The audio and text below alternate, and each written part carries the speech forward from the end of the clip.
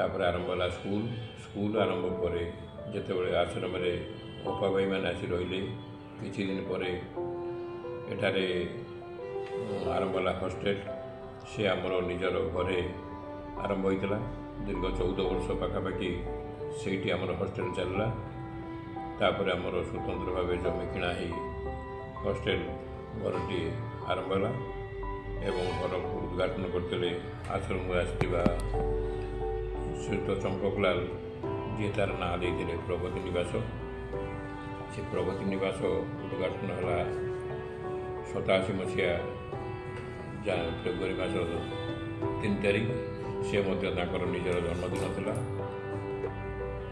तापर धीरे धीरे ये अनुष्ठान कलबर वृद्धि पाई खेल पड़िया विभिन्न स्थान में चाष जमी गोशाला एवं कृषि क्षेत्र गोटे छोट पुष्करिणी यही सब कार्यक्रम माध्यम आश्रम आगे चलला। 1987 मसीह आमर श्रीरंग पूर्णिमा विद्यापीठ पाठचक्र बही आरंभ करते आमर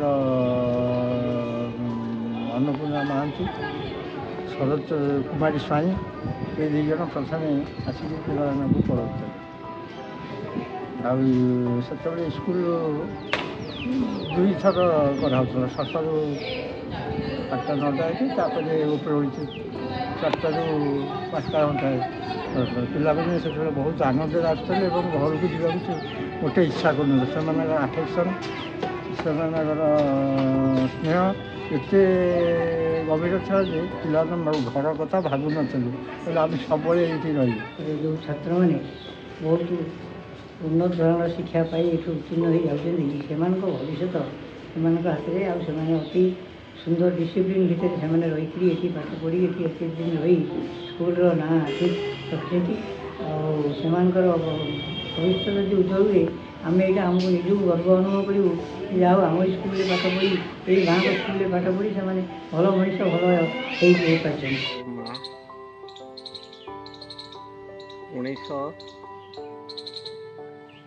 1976 मसीहा एप्रिल 12 तारिख दिन आसिक संध्या बेले पहुँचली अवश्य आगु जानी जे स्कूल अच्छी आश्रम अच्छी आ स्कूल स्कूल कहले जो स्कूल आज 50 वर्षर जो गछ गोटे विराट दुर्मरे परिणत होती तार मूल उत्पत्ति स्थल पाठचक्र से पाठचक्र मध्यम आसी एठिकी आसला बेलू घर कहले साधारण पाठचक्र घर गोटे थी आमर जो आमर विद्यालय आरंभ होता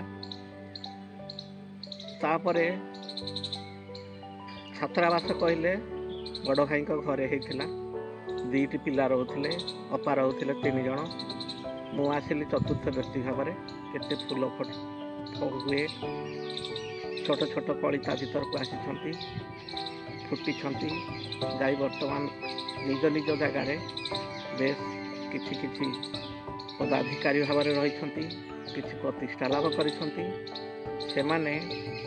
हुए तो स्कूल को मन न रखी थाई पारंती किंतु स्कूल ताकू आज भी मन रखी ता भीतर केते जन अछंती जो माने कि स्कूल को भूली जाई नाहंती नुआ आसता स्कूल को स्टैंडर्ड 2 रे मत नहीं बसदेले अंजुपा लियापा कहले पढ़ा ओडिया पढ़ा कौन कर गोटे चित्र करदेली गछ चित्र कर चढ़े बसदेली पिला कहली तो आरी उपरे गप शुणिया पिला कौन कले यही समय गोटे पिला पिंटू बोले गोटे पिला बाहर दुआर मुझे सीधा बाहर पदा को नहीं अन्य मैंने कर पुणी पदा को पुणी टे कर पदा कहली पिलाटा पदा क्या थे 2 थर 3 थर डिमांड कर धमकी दी आखि तक छड़ छड़ होगा कौन कला मन मन पुणी कला बाध्य होगा मुझे टे लक्ष्य कली पिलाटा 3 थर कहीं पदा को चाहिए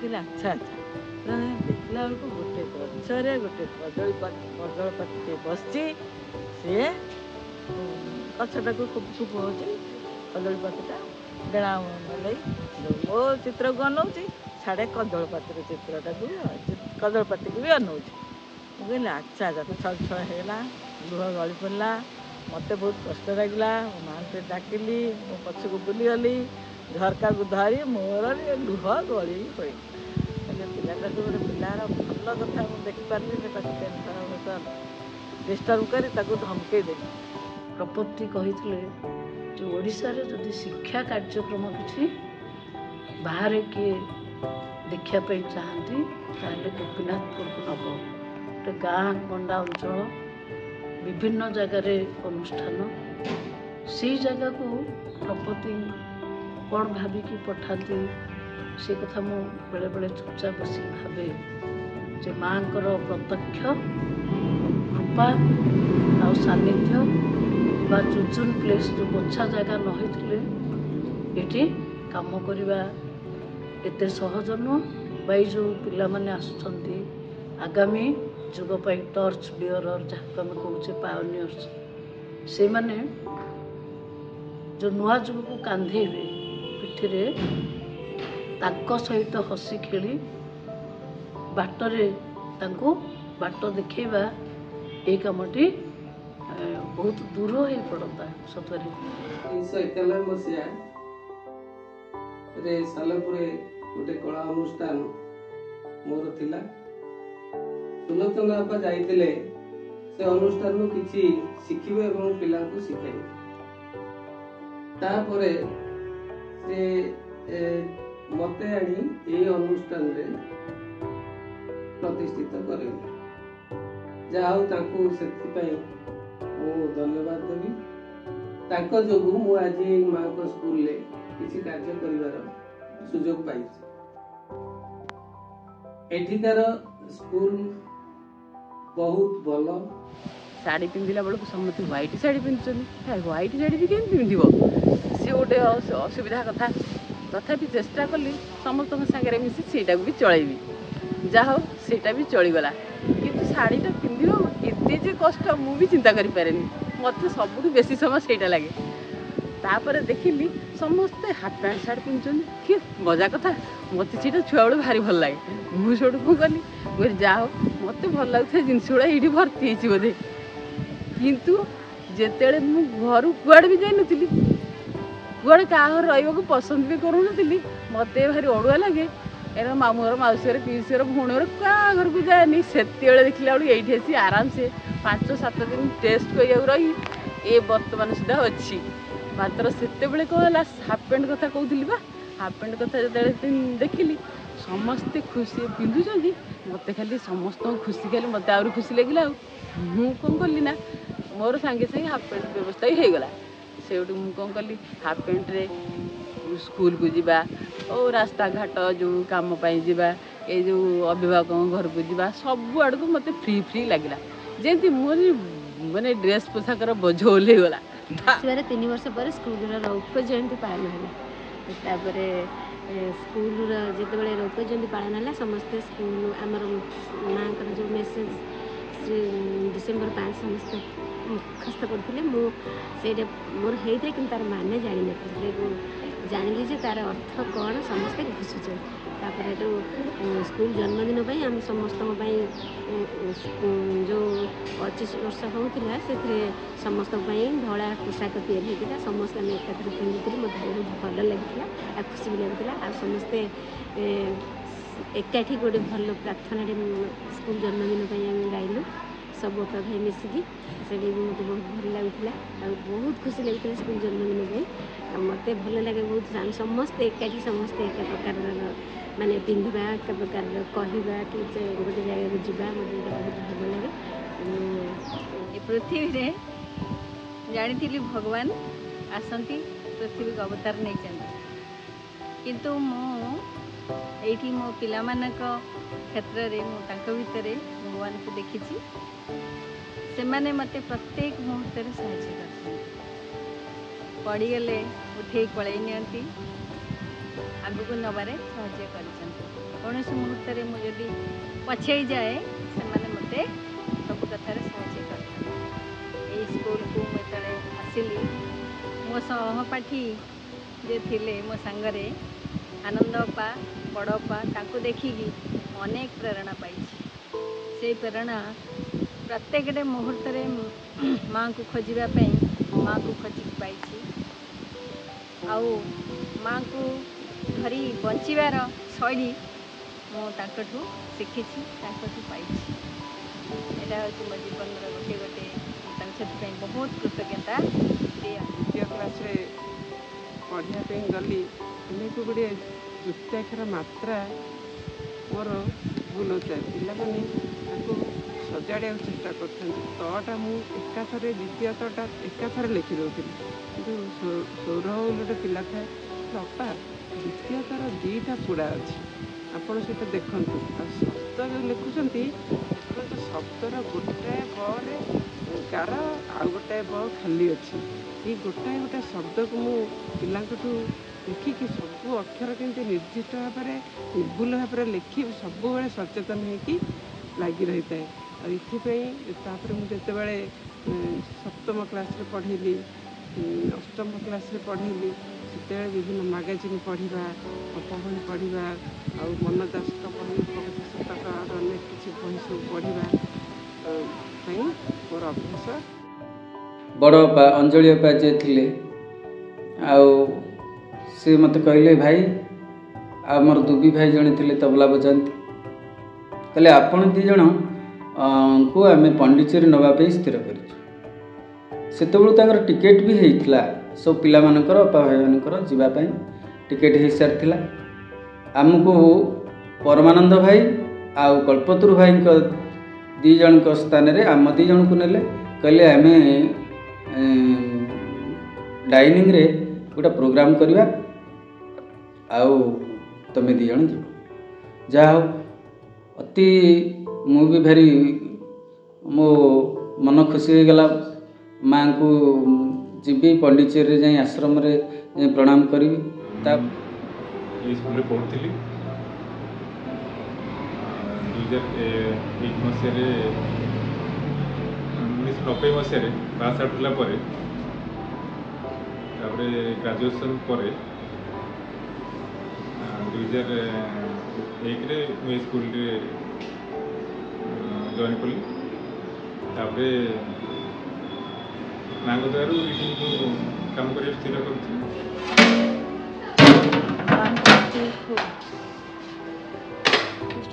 बहुत वर्षा होता है आउ 92 जन पिला था मत दायित्व थाए समस्त को पाउडर लगेदेवा जो लगे दे जो पिला मैंने लाइन था भर कथबार्ता होता है मुझे खाली झरका आड़ अनुए कि जोर वर्षा हो 9:30 हम केमी हम प्रोग्राम किंतु जड़े पिला कहता है जानलु आउ वर्षा होती हम आम प्रोग्राम हो पारे आउ जड़े कहता है हेनी हेनी माने लिखाई 9टा राति 9टा भी हम तेणु मो भितर एत माने भरी जाए ये समस्त पिला जमी साधक समस्ते जमी भगवान को संतान तापर ठीक 9टा बेलू से जो मुसलधार वर्षा होता धीरे धीरे छाड़ा लगे धूप दिगला तापर प्रोग्राम सुंदर भाव है प्रोग्राम जमी सरीगला गार्डियन मैंने चलीगले पुणी वर्षा होगा लगे समस्ते भावुए एटा तो अपा भाई मैंने अच्छा साधारण मनुष्य भाव जीवन यापन कर खाऊँ पीछे आराम रही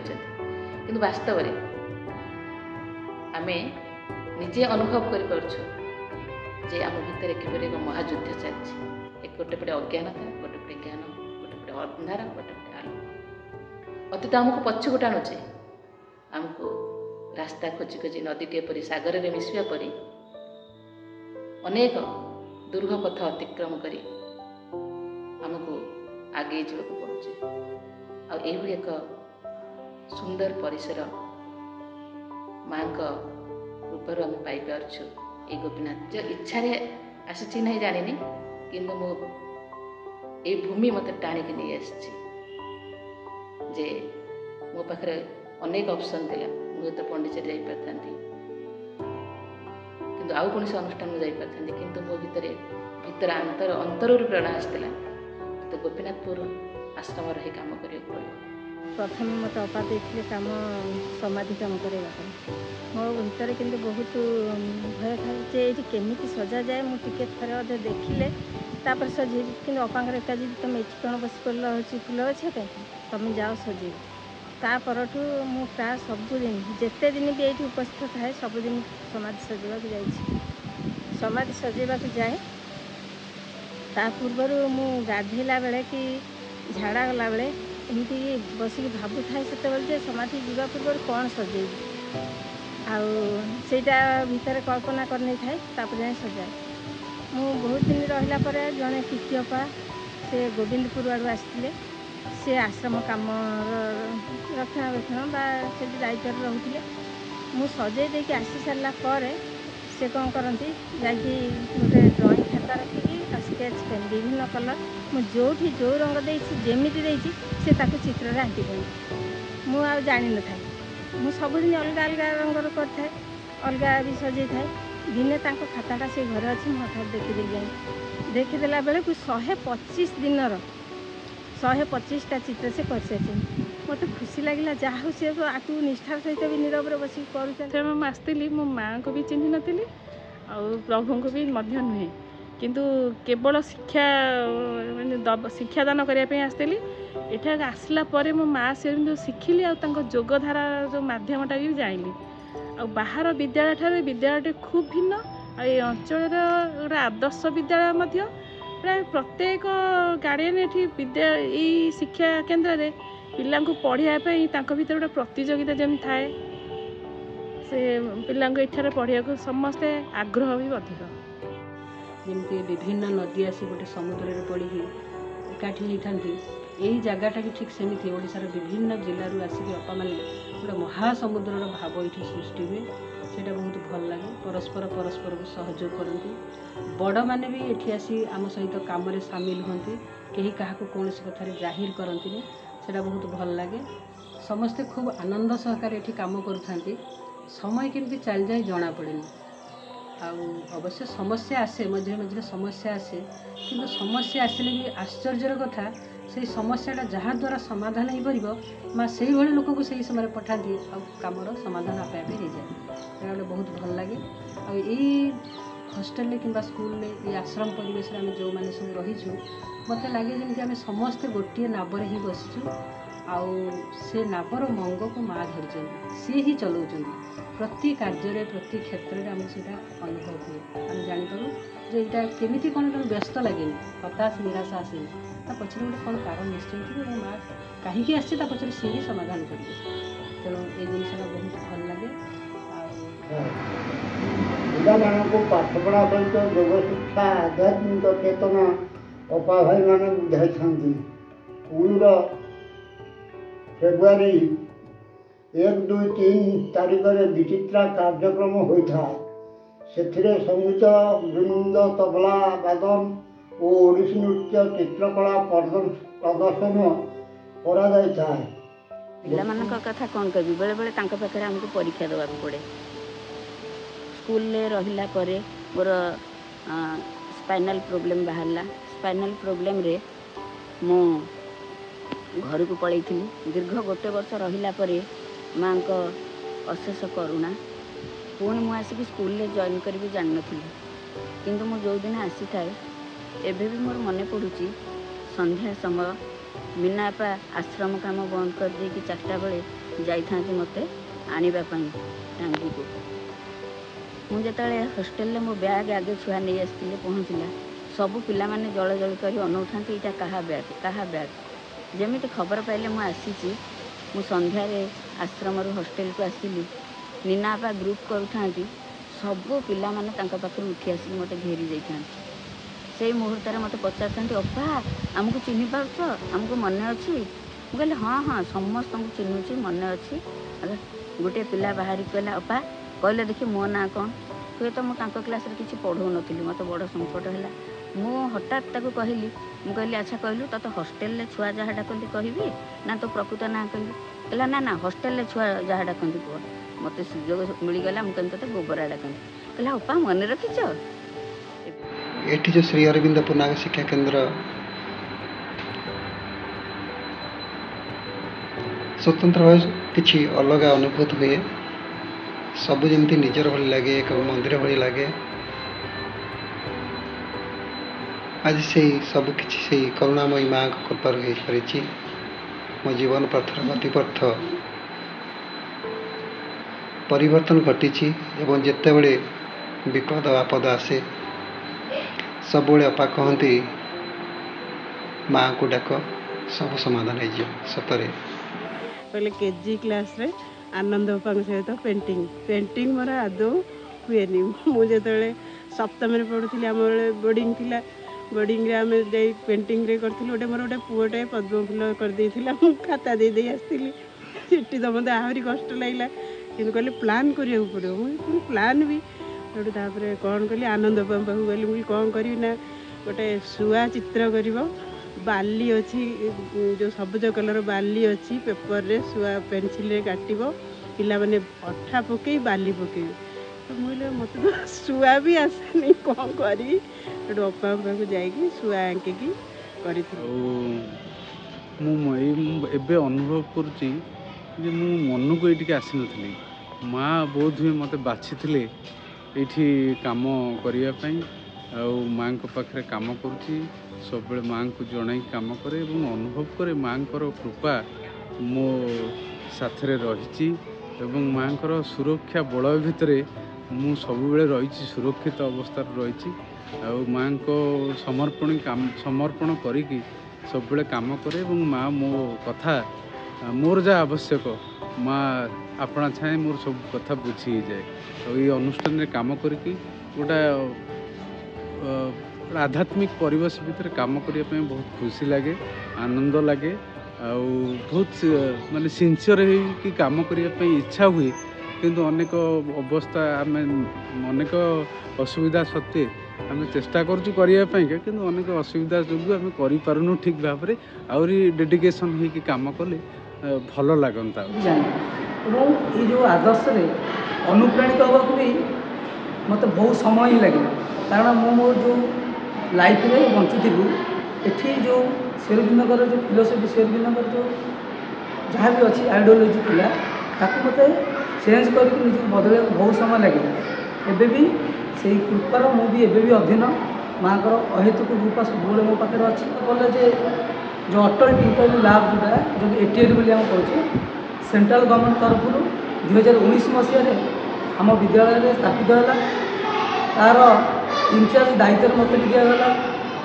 ସେଥିରେ ମୁଁ ପାଖାପାଖି ଏଇ ଯେଉଁ ରୋବୋଟିକ୍ସ କଥା, କମ୍ପ୍ୟୁଟରର ସିଷ୍ଟମ୍ ମୋତେ ଜଣା ହିଁ ନଥିଲା, କିନ୍ତୁ ଅନେକଙ୍କର ଯେଉଁ ଓଲ୍ଡ ଷ୍ଟୁଡେଣ୍ଟ ହେଉ, ଆମ ସହଭାଗୀ ହେଉ, ଆମ ପ୍ରିନ୍ସିପାଲ ହୁଅନ୍ତୁ, MC ମେମ୍ବର ହୁଅନ୍ତୁ, ଏମାନଙ୍କର ଅତ୍ୟନ୍ତ ସହଯୋଗ ଫଳରେ ଆଜି କିଛି କାମ ହେଇପାରୁଛି। ମୁଁ ଜାଣିଛି ସେ କାମ ଆହୁରି ତ୍ୱରାନ୍ୱିତ ହେବା ଦରକାର, କିନ୍ତୁ ହୁଏତ ମୋ ପାଖରେ ସାମର୍ଥ୍ୟ ନାହିଁ, କିନ୍ତୁ ପ୍ରଚେଷ୍ଟା କରୁଛି ଯେ ସେ କେମିତି ଆହୁରି ଉନ୍ନତିରୁ ଉନ୍ନତି ହେବ। ଆମର ଆଧ୍ୟାତ୍ମିକ ଚିନ୍ତାଧାରା ଉପରେ ଯେଉଁଗୁଡ଼ାକ ଦିଆଯାଇଥାଏ, ଦିଗ୍ଦର୍ଶନ ବା ତା ଉପରେ କିଛି ଆଲୋକପାତ କରାଯାଇଥାଏ, ସେଗୁଡ଼ିକ ମୋତେ ବହୁତ ଭଲ ଲାଗେ। ତାପରେ ଅପା ଭାଇମାନଙ୍କର ବି ମଧ୍ୟ ସହଯୋଗ ମୋତେ ବହୁତ ମିଳିଛି। ଆଉ ମୁଁ ଯଦିଓ ସମ୍ପୂର୍ଣ୍ଣ ଭାବରେ ସ୍କୁଲ ଆୱାର ଏଠି ମୁଁ ଦେଇପାରେ ନା, ତଥାପି ମୁଁ ବହୁତ ଚେଷ୍ଟା କରିଥାଏ ଯେ କିଛି ମୋର ଅବଦାନ ରହୁ। ଏବଂ ମାଆଙ୍କ ଜନ୍ମଦିନ ପାଇଁ କାମ ଚାଲିଥାଏ, ସେତେବେଳେ କାମ ହେଉଥାଏ। ମୁଁ ବହୁତ ଛାନିଆ, କାମ କେମିତି ହେବ। ସେଠୁ ମୁଁ କ'ଣ କଲି, ଗୋଟେ ଗେଟ୍ ପାଖରେ ଲୁଚି ଯାଇଥାଏ। ଏଠି ଯେହେତୁ ପ୍ରିୟଙ୍କା ବାପା ମୋ ସାଙ୍ଗ ଥାଆନ୍ତି, ସେ ମୋତେ ବହୁତ ସାହାଯ୍ୟ କରନ୍ତି। ସିଏ ମୋତେ ସବୁବେଳେ କହିବ କି ଆଉ କାମ ଅଛି, ତୁ ଯଦି ନ ପାରୁଛୁ ରହିଯା। ମୁଁ ଏମିତି 2-3 ଥର ଠକିବା ଭିତରେ ଥରେ କିନ୍ତୁ ଆନନ୍ଦ ବାପାଙ୍କ ହାବୁଡ଼ରେ ପଡ଼ିଥିଲି। ସେଇଟା ହେଉଛି ମାନେ ମୋ ଜୀବନର ସବୁଠୁ ପ୍ରଥମ ଘଟଣା, ଯିଏକି ମୋତେ କାମ ମାଧ୍ୟମରେ କ'ଣ କେମିତି କେଉଁଠି ହେଇଗଲା ମୁଁ କିଛି ବି ଜାଣିନି। ସେ କଥାଟା ହିଁ ମୋତେ ଆନନ୍ଦ ବାପା ଆଜି ପର୍ଯ୍ୟନ୍ତ ଯେମିତି ମୋତେ ଗୋଟେ ଏମିତି ଗୋଟେ ଭଳି ଚାର୍ଜ କରିଦେଇ ଯାଇଛନ୍ତି, ଯେମିତି ମୋବାଇଲ ଫୋନ୍ ଥରେ ଚାର୍ଜ କଲେ 100% ହୁଏ, କିଛି ସମୟ କାମ କଲା ପରେ ସରିଯାଏ। କିନ୍ତୁ ମୋତେ ଲାଗୁଛି ମୁଁ ଯେଉଁ ଥରକ ବି ଚାର୍ଜ ହେଇଛି, ମୋ ଜୀବନର ଶେଷ ନିଶ୍ୱାସ ପର୍ଯ୍ୟନ୍ତ ସେ ଚାର୍ଜ ମୋର କମିବନି। ମୋତେ ଖାଲି ଗୋଟେ କଥା କହିଥିଲେ, ଯେଉଁଠି ରୁହ ଯାହା ବି କର, ଯେପର୍ଯ୍ୟନ୍ତ ପ୍ରତ୍ୟେକ ଜିନିଷକୁ ନିଜର ନ ଭାବିଛ, ସେ ପର୍ଯ୍ୟନ୍ତ ତୁମେ କେଉଁଠି କିଛି ବି କରିପାରିବନି। ସେ କଥାଟା ମୋ ମନକୁ ଛୁଇଁଥିଲା।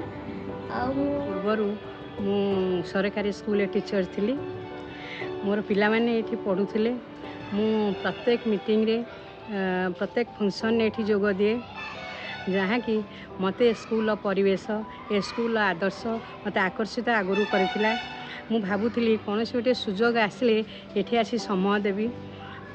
मोर अवसर पर मु प्राय सब आगुरी सबुदिन आश्रम आसे थरे फ्लाग हेस्टिंग होता है राजेश मोर देखाला कहला मौसी एबे कौन करुँच मुझे अरे मु तो आ वर्ष पर रिटायर कर ना आपन गोटे काम करेंगे आपन रिटायरमेंट पर ये समय देवे स्कूल पे टे समय देवे।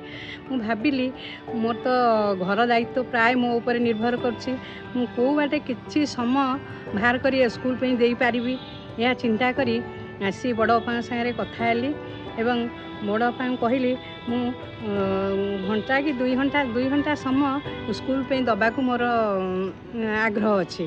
बापा कहले ठीक अच्छी आपन तो ताले आसिक क्लास नेबे आपन जो क्लास नहीं पारिबे कहिबे मु आपन को सही क्लास देबी। एमती हेकरी मु 2 वर्ष हैला एठी क्लास करूची। स्कूल जतले फास्ट आसिली तो मु भी जानथली तो केमती कौन पिला सहित केमती कौन कहना फास्ट मोर स्कूल ना तो आगु नथली भी स्कूल तो केमती कौन पिला कौन केमती पढ़ापढ़ी केमती कौन कर जानथली तो अपांकर सहयोग होता पिला छोट हेले भी बहुत शिक्षा पाइली। खुशी लगुच मुझे आसिक माँ सेवा करी आगू भी चेष्टा करी केमती मोर निजर प्रति समय मो माँ देवाई जीवन सारा ये माँ को पाखे सेवा करने चेष्टा करी। आ स्कूल तो बहुत भल अपा मैंने भी बहुत भल स्कूल आसिक रही भी बहुत भल लगुच पाठ पढ़ा भी बहुत भल पिला सहित मिसिकी मत बहुत भी भल लगुच पाठ पढ़ाई भी बहुत भल लगुच। दिन स्कूल को जो आसवा पूर्व टे नर्भस थी छोट पिला केमी कौन मिसवे कि कौन जिते आसिली छुआंकर भल पाइबा एते थिला जे अपा मानकर सहयोग भी बहुत थिला से माने सान पिला हेले भी तांकोटू बहुत किछि शिखिबा को मिले अपा माने बहुत हेल्प करती जहाँ भी मुझे करे अपा मान पचारि बुझिकी करे। तापर स्कूल रहिबार किछि दिन पर अगस्ट 4 स्कूल जन्मदिन थिला तो अपा सब शिखेले छोट पिला माननकु डांस शिखेले छुआ माने भी बहुत भल नाचिले। तापर किछि दिन पर नदी बुलार विरूपा नदी जाइथि बुलिया पई तापर सेटा सबुठु माने बहुत माने बड़ स्मृति सबुदिन पई मने रहइबो मोर माने छोट पिला माने सान पिला माने जेतिकी भी एंजॉय कला आमी भी तार माने अधिक एंजॉय कलु। तापर जेते बेले आ गोटे माने बहुत भल लागे आश्रम तो जिते बड़े भी मन में दुख थाए जाई माँ क्या न कही पाइले भी माँ को जाकि जनाए से समय बसे तो जो पाठचक्र हुए भी सब बड़े अटेंड न कर पारे भी बेले बेले करे अपा मैंने भी बहुत भल बुझाती बहुत किसी शिखा मिले तो स्कूल जिते दिन भी रही बहुत किसी शिखी आशा कर जिते दिन आगू रही भी बहुत किसी शिखा पाए।